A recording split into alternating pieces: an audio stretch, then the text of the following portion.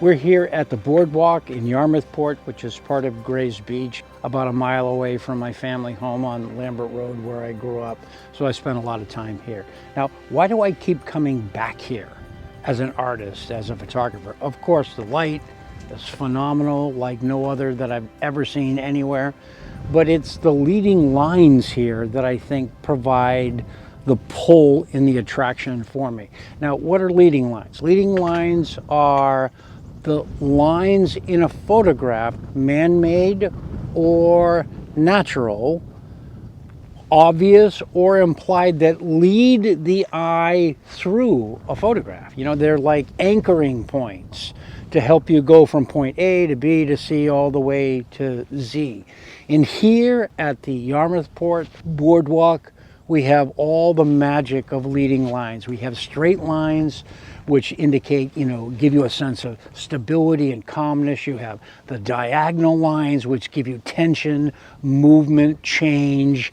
You have the curved lines, which emanate, a beauty, grace, sensuality, artistry. And then, of course, the convex lines, which convey mergence or a coming togetherness. So I'm here at the Boardwalk.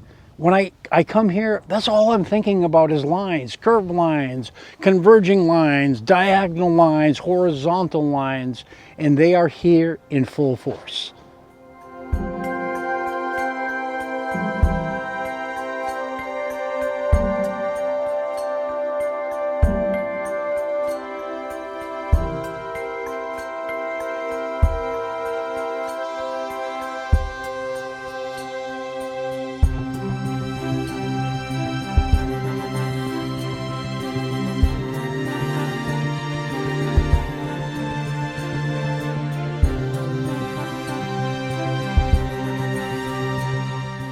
I mean, look at this boardwalk. I mean, it is, maybe I've been here so many times, it's so apparent, but it's the whole thing is one giant line.